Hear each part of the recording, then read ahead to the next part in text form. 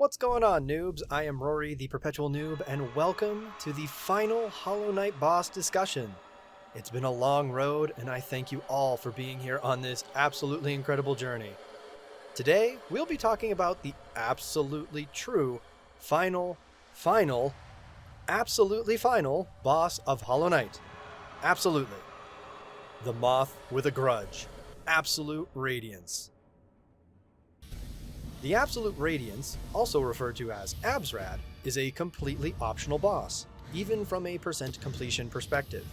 We first find her as the final boss of the Pantheon of Hallownest, and as this Pantheon is the absolute final Pantheon of the Godmaster content pack, which is the absolute final expansion, we need to defeat Absrad to see the end of the Godmaster story, or just find the cutscenes on YouTube.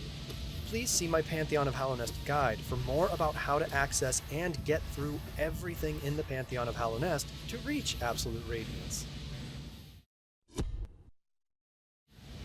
All of Absolute Radiance's attacks are modified versions of the Radiance's attacks. I'll be discussing only the changes in this guide. Please see my Radiance guide for the in-depth descriptions for the original versions of these attacks. Absolute Radiance's Beam Burst is about 25% quicker than the Radiance's in Phases 1 and 2, and 15% quicker in Phase 4. In Phases 1 and 2, all of the beams are dangerous sooner, but the beams are dangerous for only about 2/3 as much time. In Phase 4, the first set of beams become dangerous almost twice as fast as the Radiance, but sets 2 and 3 are only a bit faster than the Radiance's. Absolute Radiance's Sword Burst is more than the Radiance's. It involves launching 2 sets of 12 swords from her face instead of 1 set. Each set of swords is formed and launched within 3/4 of a second to 1 second, and the second set of swords begins forming before the first set launches. The second set of swords is always rotated a few degrees from the first set. Each sword travels in the direction it is pointing, but their trajectories curve as they travel. The swords move about twice as fast as the Radiance's. The only difference in the telegraphing is that Absrad tilts her head forward just before firing the second set of swords. Absolute Radiance's sword rain is faster and more consistent than the Radiance's. Each set of swords rains faster, and each set of swords launches within 3/4 of a second from the previous set. That's in Phases 1 and 2. In Phase 3, the swords still move just as fast, but launch just slightly earlier than in the previous phases. Absolute Radiance's sword wall is faster and slightly more consistent than the Radiance's. Absrad's attack involves 3 sets of swords instead of 4 in Phases 1 and 2. Each successive set of swords launches about 1¼ seconds after the previous. Each set of swords takes about 1½ seconds to cross the arena in Phases 1 and 2. In Phase 4, the second set follows the first after about 1½ seconds, and the swords take about 2½ seconds to cross the whole arena. In Phase 4, we can see that there are actually more than 6 swords in each wall. Absolute Radiance's Wall of Light is, of course, faster than the Radiance's.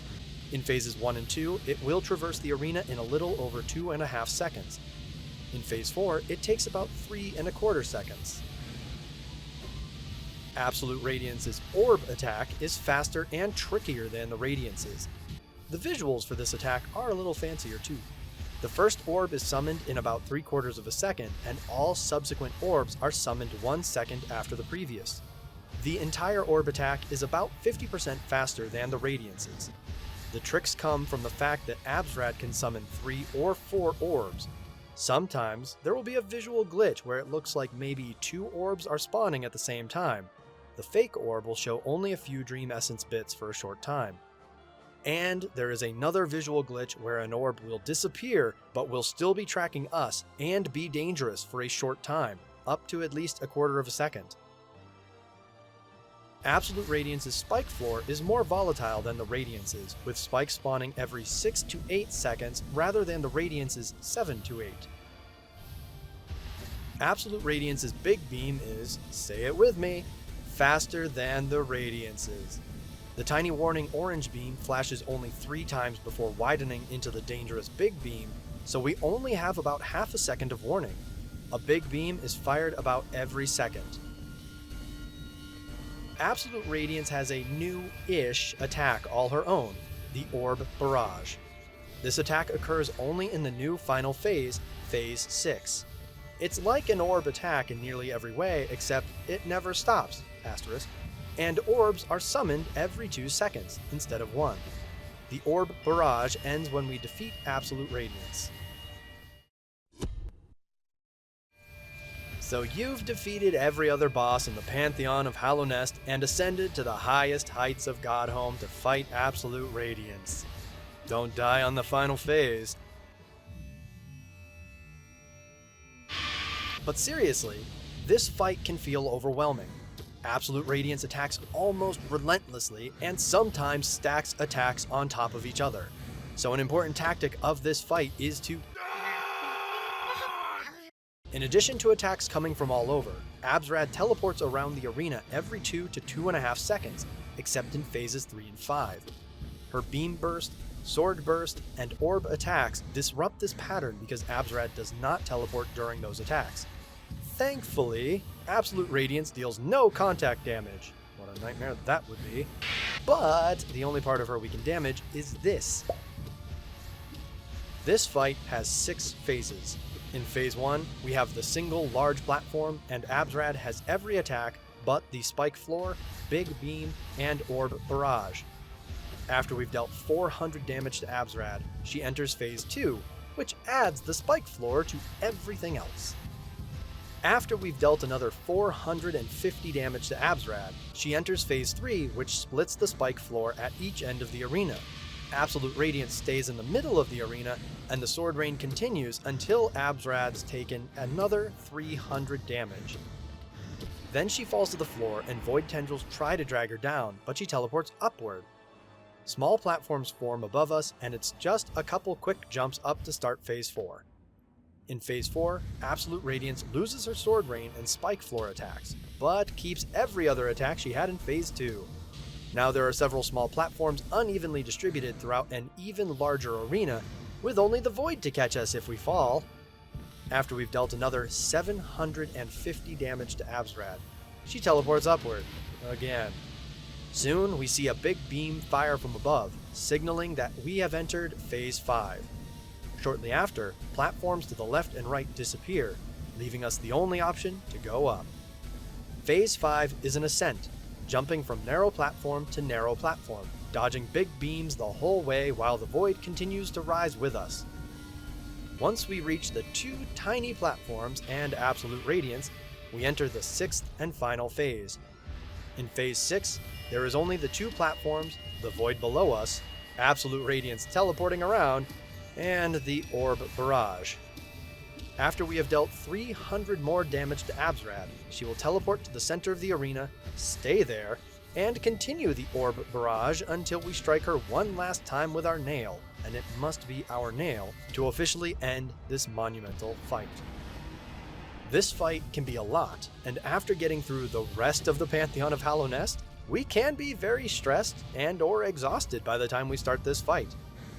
It's perfectly understandable and, quite honestly, expected if we do not beat Absolute Radiance on our first attempt, even with a guide. But that is what the Hall of Gods is for. Seriously, practicing in the Hall of Gods against Absolute Radiance is attuned, and some would instead recommend Ascended form, until we can consistently beat her, is very strongly recommended. It takes way less time to fight and lose to Absrad in the Hall of Gods than at the end of the Pantheon of Hallownest. This guide focuses on the fight at the end of the Pantheon, but almost all of the tactics discussed here work in the Hall of Gods fight as well. We can damage Absrad throughout her beam burst, but any attack that takes longer than a nail strike is generally safer to do only during the last burst and end of the attack, including healing without charms. Damaging Absolute Radiance during a beam burst can be trickier in Phase 4 due to the size and arrangement of the arena. If we are brave, and lucky, we can heal throughout the entire attack. Everything we talked about for Absrad's beam burst can be applied to her sword burst, including the Phase 4 issues. We need to watch out for those curving trajectories. We can use Descending Dark to avoid the swords.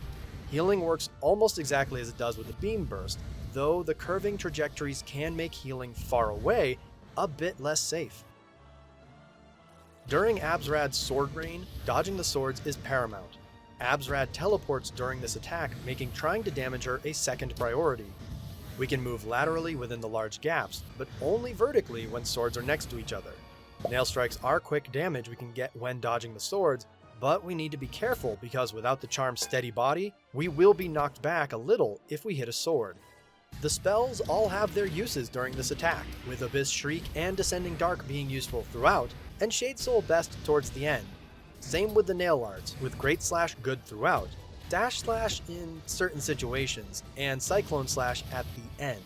Anything safe at the end is not as useful in Phase 3. Without charms, it is safest to heal during the last set of swords, but if we are brave, and very lucky, we can heal during more of the attack.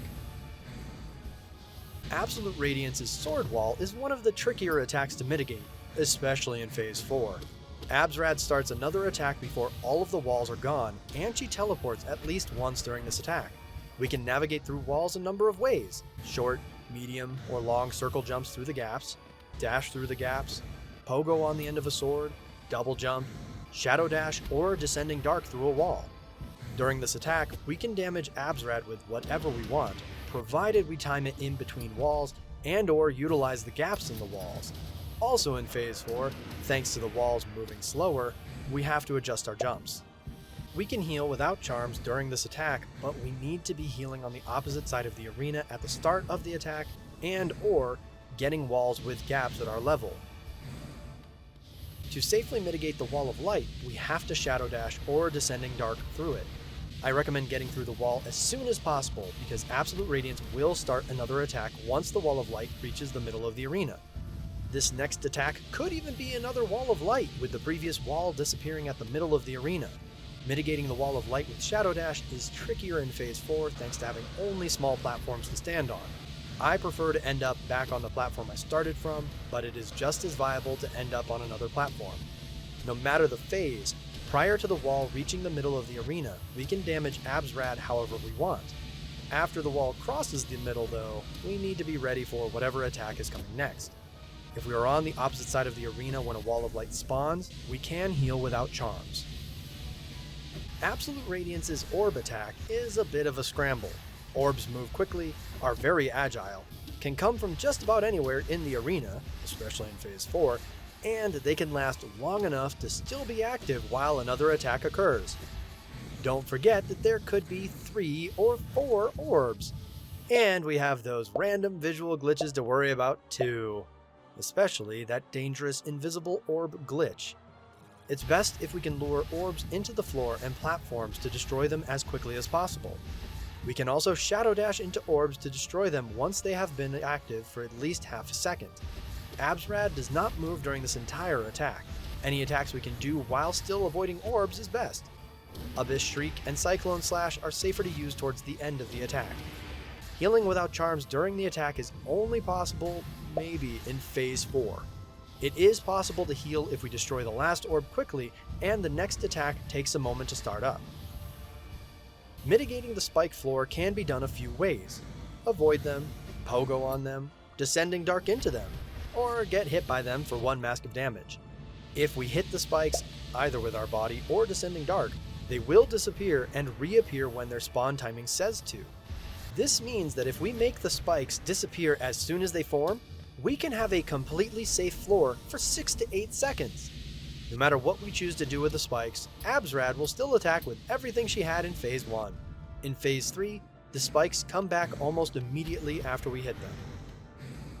As we ascend in Phase 5, we need to dodge the big beams.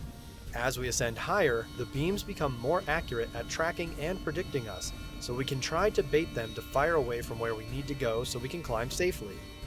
We can heal without charms during the early portion of this phase, when Absrad's accuracy is terrible. Phase 6, the final phase, brings us the Orb Barrage. The most reliable strategy I was taught by others and now implement myself for this attack is to get above Absrad and pogo on her. When she teleports away, dash, double jump, do whatever it takes to get back to her and pogo on her again. Repeat until she's defeated. Why is this a reliable tactic? Because the orbs die once they are entirely off screen. With us pogoing on top of Absrad, the orbs tend to fly off screen, meaning the orbs don't live as long, which keeps us safer than if we try to stay on the platforms. The other strategy is to stay on the platforms and do our best to damage Absrad while dodging the relentless orbs. There is no opportunity to heal without charms during this phase/attack. Absolute Radiance has 2,200 health. It's a lot to get through. The faster we get through it, the fewer opportunities Absrad will have to kill us. I say this fully acknowledging that one of the most important things we can do for ourselves during this fight is remain calm. It's very easy to get hit once, panic, and end up losing the whole fight soon after. As soon as we regain control of the knight at the start of the fight, Absolute Radiance will not teleport or start an attack for a couple seconds, giving us a short window to get in some free damage. I would recommend casting Abyss Shriek a couple times if we've got the soul.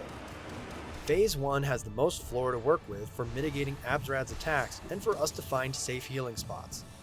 I prefer to stay on the ground as much as possible, even when dodging attacks, only jumping when I have to because if I stay in the air too long, I tend to get hit. My usual method for damaging Absrad in this phase is with jumps and upward nail strikes, except during the sword and beam bursts, which usually find me casting Abyss Shriek. I also tend to heal, if needed, during those attacks to stay at full health. Phase 2 is Phase 1, but with less safe floor, meaning we need to be much more careful with our shadow dashes. I tend to fight Absrad in Phase 2 like I do in Phase 1, just with more stress as I worry about navigating around the spikes. Phase 3 can be deceptively tricky.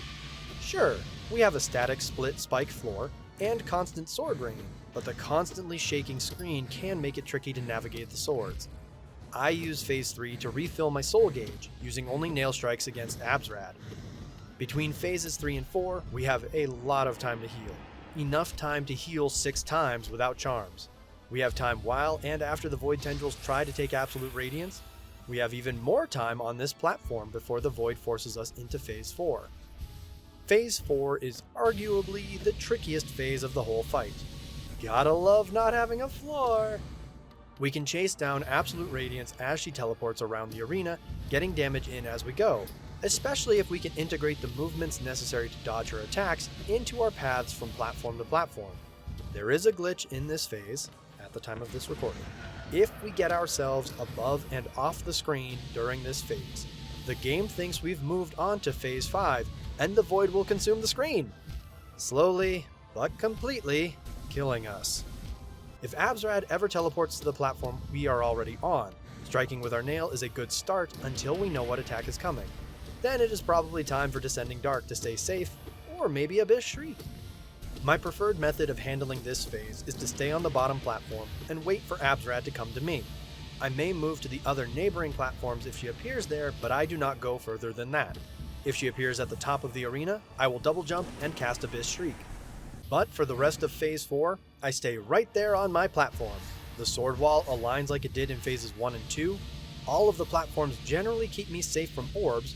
There is enough space on the platform to avoid the beam burst, and there is usually ample time to see any attack but the beam burst coming. We can heal for a brief time between Phase 4 and 5 if we need to. I highly recommend starting Phase 5 with as much health as possible because there is really no time to heal for the rest of the fight. Phase 5 is just us doing our best to get from platform to platform without getting hit by a big beam. As we get higher up, we can try to bait the beams to fire where we will not be so we can ascend as safely as possible. The Void rises to whatever platform we have reached so far, whether we have stood on it or not. There is a slight delay, so we are not instantly in trouble if we have got to retry reaching a platform. When we reach the level of the 2 tiny platforms, we enter Phase 6. I mentioned this earlier, but my preferred tactic is to pogo on Absrad until the fight is over. This is considered the safest strategy, but it is also the longest. We can stay below Absrad and dodge orbs while casting spells and or hitting her with our nail. And again, once we have killed her, she will teleport to the middle of the arena and continue the orb barrage in perpetuity until we strike her with our nail. In any phase, if we find ourselves saying, "Guess I'm gonna get hit," it is always the better option to choose to hit spikes, dive off the arena, or dive into the Void because those all do only 1 mask of damage rather than 2. Since Absolute Radiance has very few visual cues for her attacks, I like to turn off the game's music so I can better hear attacks coming. The end of the Pantheon of Hallownest is analogous to the end of our journey in Hallownest. There is one bench just before we fight Pure Vessel, and after we defeat Pure Vessel, we fight Absolute Radiance. And, just like in Hallownest, our regular mask health is refilled when we start our fight against Absrad. I mentioned this in the previous guide. If we've got lifeblood already stacked, we have the choice of changing our charms for these final two fights, or continuing on with the setup we already have. That is up to you. I rarely have lifeblood going into this rest point, so I almost always change my charms. My typical build going into these last two fights is Unbreakable Strength, Shaman Stone, Mark of Pride, and Soul Catcher. I swap out Nailmaster's Glory and Dreamwielder for Soul Catcher. Absolute Radiance has a lot of health. Did I mention that already? The charm Fragile/Unbreakable Strength helps immensely with getting through all of that health by giving our nail strikes a 50% damage boost. Spells are our most damaging abilities. Shaman Stone makes our spells hit harder and have a larger hitbox, and Spell Twister allows us to cast more spells before needing more soul. Unless it's phase 4, Absrad will always require us to jump to reach her with our nail. Mark of Pride, and/or Long Nail, is a great way to mitigate this, letting us do shorter, quicker jumps with our upward strikes and making it easier to reach her when chasing her. I like Soul Catcher because it lets us gain just a little bit more soul so we can cast a spell or heal just that much sooner. If you have got the charm notches, Soul Eater is a stronger Soul Catcher. Remember that talk about Fury of the Fallen in the previous guide? Yeah, funny that. Since our regular mask health is refilled when we start our fight against Absolute Radiance, we lose Fury of the Fallen's damage buff. Just wanted to give you a heads up. Dash Master is a useful charm against Absrad. Having the ability to dash down helps with dodging a lot, especially against the orb attack. Adding Sprint Master makes our movement speed so fast that we can outpace the Wall of Light and almost outpace the Sword Wall. This combination gives us the opportunity to save our Shadow Dash for only when we absolutely need it. I have already spoken about the myriad of no charm healing moments, so let us talk about the charms that can make those moments better and/or give us more chances to heal. Deep Focus allows us to heal 2 masks for the same amount of soul as healing 1 mask, but requires focusing for twice as long. I do not recommend using Deep Focus on its own, but when combined with Quick Focus, we get to heal 2 masks during all of those no charm healing moments, allowing us to better mitigate Absolute Radiance's damage. Adding Shape of Un to this combination gives us even more opportunities to heal safely. We can use Quick Focus on its own, which grants us more opportunities to heal, even in phases 5 and 6, and in some cases, allow us to heal more masks during those no charm healing moments. Shape of Un on its own is not so useful because Absrad's attacks are so fast. I recommend also equipping Quick Focus so we can move fast enough to dodge most of Absrad's attacks while healing.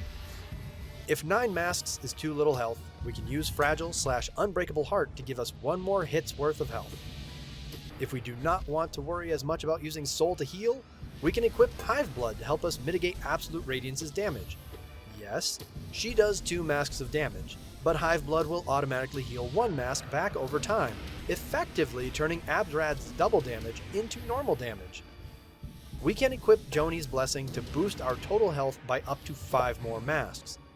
If we combine Joni's Blessing with Hive Blood, we have more health, it automatically regenerates a single mask when we are hit, and we can dedicate all of our soul for spells.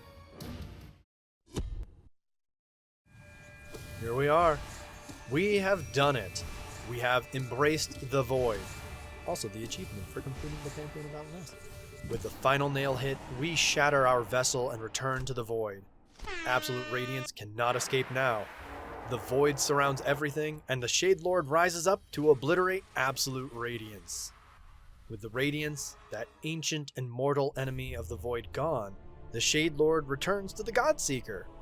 I am sure just to thank her for allowing them the opportunity to finally destroy the light once and for all. Yeah, that's it. Shade Lord's just giving her a hug.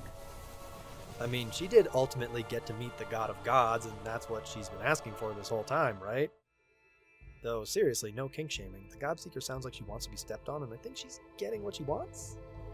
For all of our meddling and in spite of her derision, the Godseeker could not help but focus on us. As we continued to battle and ascend through the pantheons, the Godseekers continued to pay more attention to us, to attune to us. It was through this attunement that they brought about their own demise.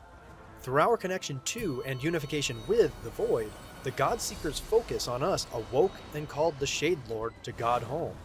The Void and Absolute Radiance were previously unable to directly interact. The Void locked to the physical realm, and Absrad to the dream.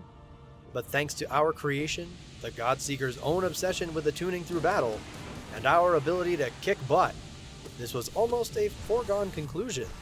I wonder if the Pale King foresaw this. The Godseeker and Godhome is lost to the Shade Lord and the Void now. The Void's immense power overtakes everything, spilling out from Godseeker's physical form, not unlike what we can find in other parts of Hallownest. And soon, she is consumed and destroyed. It is here that our story splits for a moment. In one ending, the Void bursts forth, tendrils violently waving about. In another, the Void begins to burst forth, but is soon completely dispelled in a burst of white light, leaving only the delicate flower we gave to the Godseeker behind. Before we get into what that's all about, let's move on. Our stories converge. The roots around the black egg lose their orange color, that telltale mark of the Radiance's infection. The Radiance is truly gone. And her disappearance has an interesting effect. While Hornet observes the changes around her, she's startled by a sound from behind. We see a small portion of a figure, and then their nail. The Hollow Knight is free of the infection and of the black egg. What will become of them? I really hope the Hollow Knight has a happy existence after this. They deserve it. I'm not sure if we'll get any official resolution with this in Silksong, but if we do, I hope it's happy. Maybe Hornet and the Hollow Knight have a whole montage of them working together to rebuild Hallownest? Or fighting the Void and the Shade Lord? The deviation in the Junk Pit seems like two very distinct events with far-reaching consequences. If the Void isn't dispelled, does the Void and Shade Lord attempt to take over all of Hallownest? Does the Void just occupy everything from the Royal Waterways and lower, content to stay there? Does the Void retreat to the Abyss? And what of the delicate flower? How the heck does it so utterly and completely remove the Void and the Shade Lord? Where did that power come from? I've postulated in the past that the Void is beyond the higher beings and is actually a force of nature, yet this lone, delicate flower utterly shut the Void down, which, on a truly sad note, means that in this ending, our character is wholly obliterated and gone, not even returned to an existing Void like in other endings. When we try to give a delicate flower to the White Lady, she refuses but tells us that the flower was brought to Hallownest by Zemare, who is from Lands Serene. This was a surprise to me because I figured all of the Great Knights were found in or from Hallownest. This really opens up opportunities to encounter bugs in Silksong who may have known some of the Great Knights before they left for Hallownest. The White Lady also tells us that there is a rare power contained within the flower, and that such power is counter to our very being, as evidenced by this ending. How was such a power cultivated in a plant, a single flower no less? How are we even able to hold such a plant? Is the power of the flower only activated by uncontrolled void? Is it because we have the power of the Pale King containing our vessel and that influence is shielding us from the flower? Or is it because while we hold it, we are a contained force of nature, but in Godseeker's final moments, it is no longer contained? And who even cultivated those flowers? Was it Zemare? Did she know the power that was in those plants? No, she did. Why'd she give those to us without telling us anything? It's kind of mean. These are just some of the many questions Hollow Knight leaves me to wonder about for years to come. I suspect we'll only get small hints to about 5% of these questions in Silksong. That's it for our boss discussion about the Absolute Radiance. This concludes my Hollow Knight Boss Guide series. Thank you for joining me today, and for joining me for all of these Hollow Knight Boss Guides, noobs. It's been a long and amazing time. There may be more Hollow Knight guides to come. There will definitely be Silksong boss guides in the future. I'd love to hear your thoughts about this guide and the Absolute Radiance in the comments below. I am the Perpetual Noob, and I'll see you all next time. I'd like to give a big shout out to Jackson for patronizing me at the Noobness Heard Around the World tier. I greatly appreciate your support. Thank you so much, Jackson. I'd like to say thank you to Joey for supporting me at the Noobness Heard Around the World tier. You've been here since almost the very beginning. Thank you, Joey. I truly appreciate it. And one more shout out. This time to the wonderful Sinziak for supporting me at the Noobness Heard Around the World tier. You have been such a huge supporter and friend. Thank you, Sin.